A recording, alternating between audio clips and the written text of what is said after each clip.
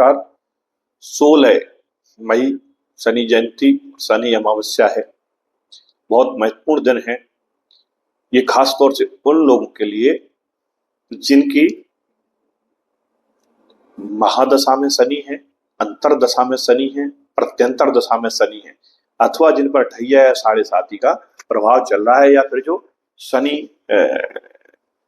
की राशि या लग्न वाले लोग हैं, यानी मकर और कुंभ, ये दोनों ही शनि की राशियां हैं, दोनों ही शनि की लग्न है। तो ये खास तौर से इन लोगों को इस अवसर पर अपने शनि को ठीक करने के लिए ये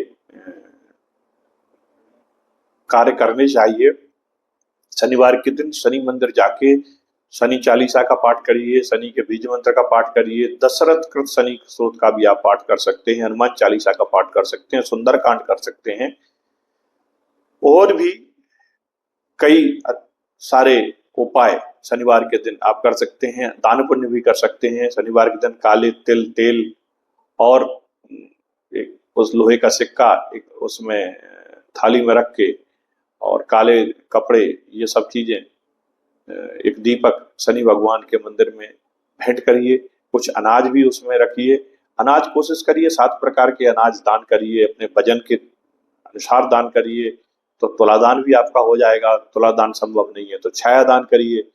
उस कटोरी में जब तेल लेंगे सरसों का, तो उसमें अपना चेहरा देखिए और शनिदेव से प्रार्थना करिए कि मेरे कार्यों में जो बाधा व्याधाएं आ रही हैं, उनको कृपया शनिदेव आप जो है दूर करें और हम पर अपनी कृपा दृष्टि बरसाएं, और साथ ही साथ सेवा करने की क्षमता हमारे अंदर दें। शरीर के अंदर जो आलस्य है और जो वैराग्यता है, उसको आप कृपया हमसे, जो शुष्कता व्यवहार में दी है, उसको हमसे कृपया छीन लीजिए, जिससे कि हम जो है अपने जीवन में जो पेंडिंग कर्म है उनको ठीक तरीके से कर पाए। तो ये जो है शनि अमावस्या के दिन आपको प्रार्थना करना है।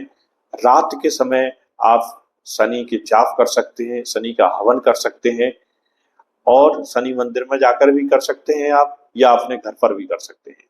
तो ये जो दिन है 16 मई का, बहुत ही महत्वपूर्ण और विलक्षण दिन है। साल की पहली 2026 की ये शनि अमावस्या है। तो ये ज्येष्ठ का महीना चल रहा है दोस्तों, तो ज्येष्ठ का महीना है, कृष्ण पक्ष चल रहा है। कुल मिला के ये योग साधना के लिए अच्छा अवसर है। केतु महाराज का भी गोचर वर्तमान में मघा नक्षत्र से हो रहा है, पितरों का नक्षत्र है। पितरों के लिए भी आप आवाहन कर सकते हैं, क्योंकि ऐसा माना जाता है कि अमावस्या के दिन हमारे जो पितर हैं वो पृथ्वी पर आते हैं, तो उनको जल दान करना, जल ग्रहण कराना है, उनको भोजन करवाना है। तो शनि मंदिर में जाकर या किसी मंदिर में जाकर, या जहां भी आप हैं वहां किसी जरूरतमंद व्यक्ति को भोजन कराइए, उसको पानी पिलाइए। साथ ही साथ आप एक काम और कर सकते हैं, आप देखिए कि शनि आपके हॉरोस्कोप में बैठे कहाँ हैं, उस घर के अनुसार भी आप शनि का बहुत अच्छे से ट्रीटमेंट कर सकते हैं।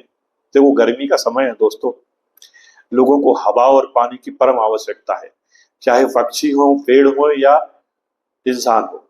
तो कोशिश करिए कि आप कहीं प्याऊ की व्यवस्था करा दें। आप जानवर है, आप जो सड़कों पे आज कुत्ते घूम रहे हैं, आवारा जानवर घूम रहे हैं, इनके लिए पानी पीने का अपने घर के बाहर व्यवस्था लगा दें। पक्षियों के लिए कुछ पेड़ों पर पानी और दाना रख दें।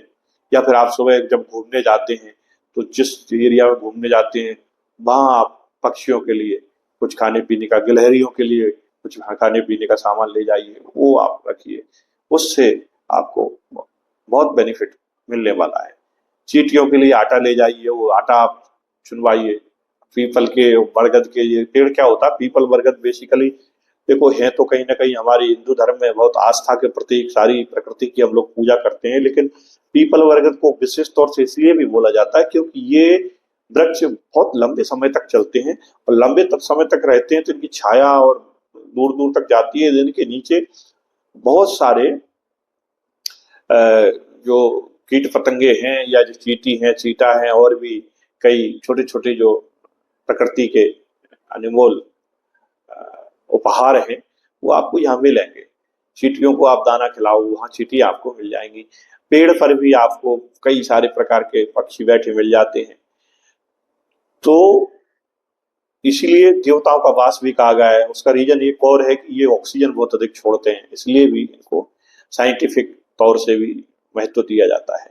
तो पीपल के वृक्ष के नीचे या बरगद के वृक्ष के नीचे या शनि मंदिर में जाकर आप ये दीपक लगा सकते हैं, और दीपक लगा करके अमावस्या के दिन आप बैठ करके वहां 3 पाठ हनुमान चालीसा के या शनि चालीसा के करके अपने जीवन में आने वाली बाधा व्याधाओं से मुक्ति पा सकते हैं।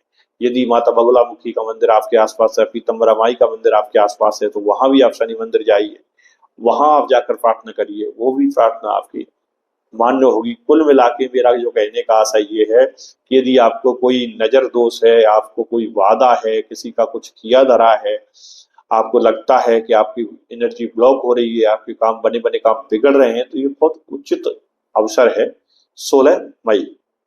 इस बार आप चूकिए मती, शाम के समय जाइए, मंदिर में जाइए, या फिर जो मैंने आपको बताया इन जो पुराने पेड़ हैं इनके नीचे बैठ करके पूजा पाठ करिए। और ये अगर कुछ भी नहीं है तो समी का पेड़ आप मार्केट में मिल जाता है, समी का पेड़ लाके अपने घर के बाहर कहीं लगा दीजिए, आप अपने गार्डन में या बालकनी में, वहां आप दीपक लगा दीजिए और प्रार्थना करिए शनि से कि जो है शनि जनित जो भी बाधा व्याधाएं हैं उनको ठीक करें। स्नायु तंत्र की समस्या है, कोई आपके अंदर, आपके रीढ़ की हड्डी में कोई समस्या है, कमर के नीचे के पार्ट में कोई प्रॉब्लम है, क्योंकि शनि अक्सर इन सब चीजों के कारक हैं।